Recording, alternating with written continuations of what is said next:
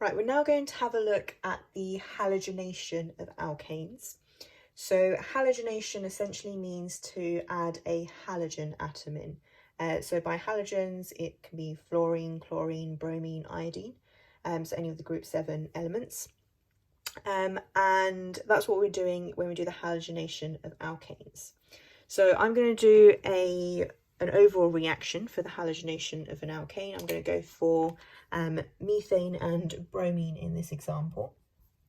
So if we do methane and bromine, bearing in mind that bromine is diatomic, they will react together, and essentially what happens is one of the hydrogens is replaced with a bromine atom.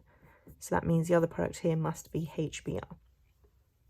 For this reaction to occur, we need to use, or for it to start, we need to have ultraviolet radiation. So we need to have UV rays present, and that will get the reaction going. I'm going to look at why it's important that it's UV when we look at the mechanism of this. So this reaction here is what we call a substitution reaction. So the reason it's substitution is because we have substituted one of the hydrogens in our methane with a halogen.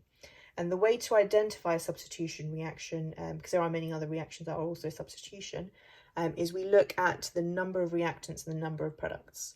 Over here, we've got 2 reactants forming 2 products. So that will show us that it is a substitution reaction. If, for example, we've got 2 reactants going to 1 product, that's what we call an addition reaction. If we have one reactant going to 2 products, that's what we call an elimination reaction. So this one here is a substitution reaction. More specifically, this is what we call a free radical substitution reaction. So if you ever are asked what the mechanism of this reaction is, it is a free radical substitution reaction, or you can call it just a radical substitution reaction, both are fine. I will discuss in a second what we mean by a radical. By mechanism, that just essentially means, step by step in this reaction what happens. So this here is the overall reaction, but step by step it might be something different. So that's why we're more interested in the mechanism, so what actually happens in this reaction to get to those products. Right, before we move on to the mechanism of this, we need to look at what something called bond fission is. So bond fission, there are different types, but bond fission is essentially breaking a bond. So fission means to split something. So bond fission is splitting a bond or breaking a bond. And as we know, in a reaction, we tend to break bonds and then make bonds. So there are 2 types of bond fission. The first one we're going to look at is homolytic bond fission.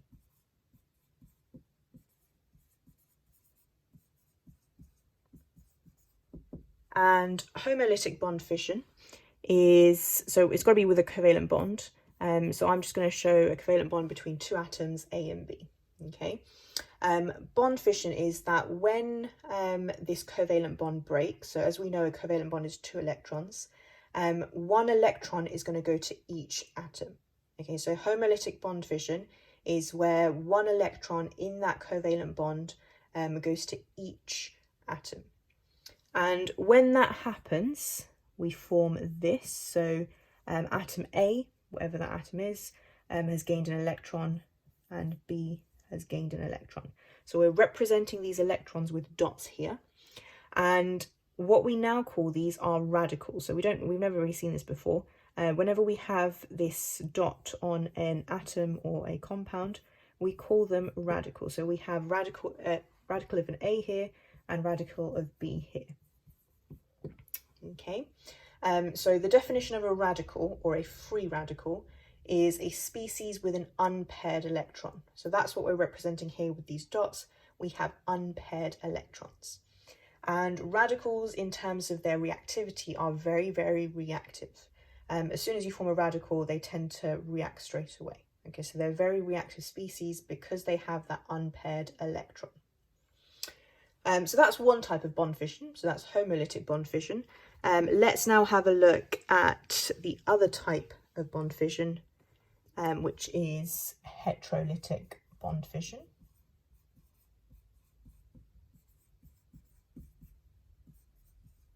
So again, we start off with a covalent bond between A and B, and now in heterolytic bond fission, both the electrons in the covalent bond will go to one species.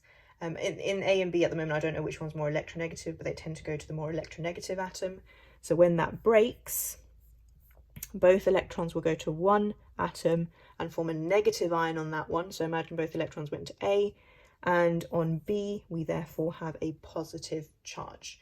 So with heterolytic bond fission, both electrons in the covalent bond go to one of the atoms in the bond, and you form a positive ion and a negative ion. And that's quite important because in most reactions, we tend to have heterolytic bond fission. So when a bond breaks, both the electrons go to one atom. But free radical substitution, or the halogenation of alkanes, is an example where homolytic bond fission occurs. So when it comes to the mechanism of the halogenation of alkanes, there are three steps that occur, okay? And you need to know the names of these three steps and also what happens in them. So the first step is called initiation. So step one is called initiation.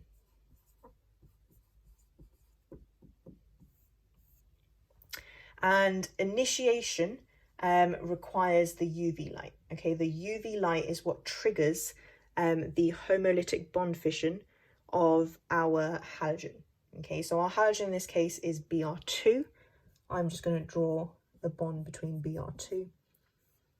And this, as I said, this is where the UV is important.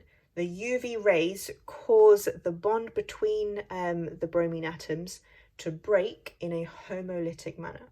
So that bond is going to break and it's going to form a bromine radical and another bromine radical. So it forms two bromine radicals because it's undergone homolytic bond fission. And now once we form those, they are very, very reactive and they'll start, taking part in the next step. The initiation step is always going to be a halogen breaking up into two radicals. Okay, so in this one I've chosen bromine. If it was chlorine, it formed two chlorine radicals. If it was fluorine, it formed two fluorine radicals, and so on. Right, once we have formed our bromine radicals, as I said, this reaction is going to occur as soon as those radicals are formed because they're very, very reactive. The next step is called propagation.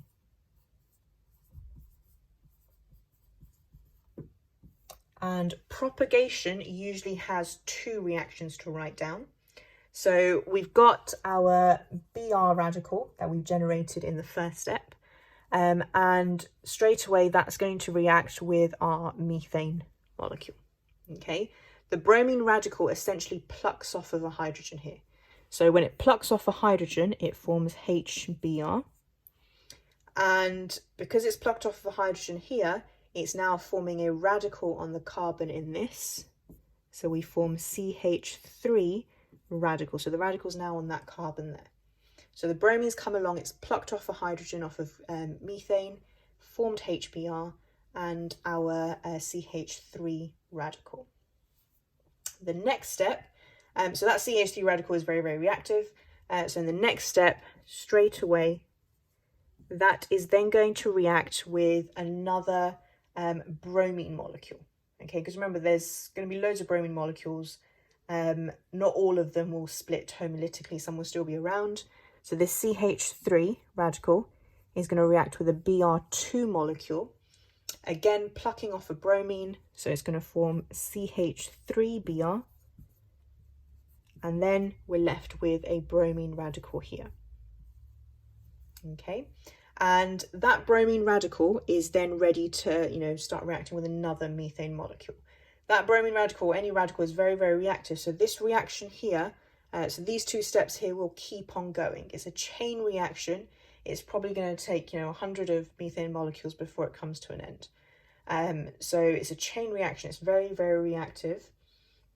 And then once it, once it reaches this final step, that's when the reaction stops.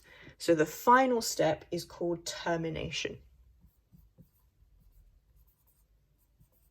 And with termination, you can have more than one possible reaction to write down, okay? Because there are a few things that could happen. In an exam, they might ask you to write down 1 or 2 possible termination steps. Any of them would be correct as long as they make sense, okay? So termination is always when you have 2 radicals reacting together to make a neutral molecule, because that's essentially stopping the reaction, it's getting rid of any radicals. So one possible termination step is 2 bromine radicals reacting together to form a bromine molecule. Once that's done, there's no more radicals left and the reaction stops. In the pot, there are many radicals that were present, so any of them could react together. So if you remember, there was a CH3 radical as well. So these 2 could react together to form CH3Br. And again, reaction stops once that's done. Or you could have 2 CH3 radicals reacting together. And as you can see, that would give C2H6. And again, the reaction stops when that is done. One thing I do want to point out, when you are doing this, make sure at no point do you ever form a hydrogen radical, okay? You should never form a hydrogen radical. If you see a hydrogen radical anywhere or you've done that in your answer, you've gone wrong somewhere. So this should never exist in your mechanism. Right, with this reaction, as you can see, there's quite a few products that are made. We want to make our CH3Br. It could be that we don't make that product, as a high yield. There are other products being made, as you just saw, the C2H6 can be made. And therefore, usually with this reaction, the yield is very, very low. So I'm just going to cover the sort of limitations of this, of free radical substitution. So one limitation is that once we have formed our desired CH3Br, there's nothing stopping it from that reacting further.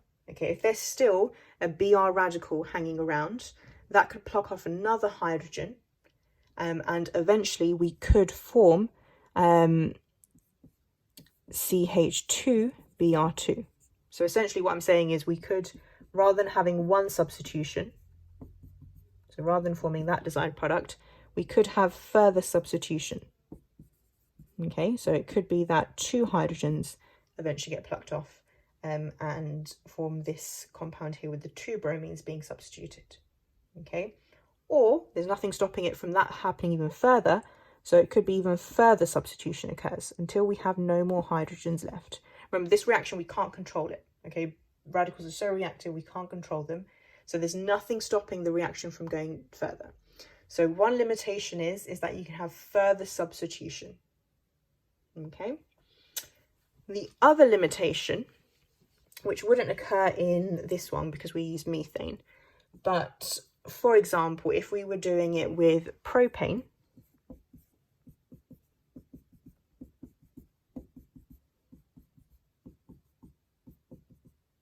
we could get a mixture of isomers. So it could be that the substitution occurs on carbon 1. It could be that the substitution occurs on carbon 2. So as you can see, we can get a mixture of structural isomers when we do this reaction. We won't specifically get that product that we want. We're going to get other products as well. So the 2 limitations are further substitution and substitution where we form a mixture of structural isomers.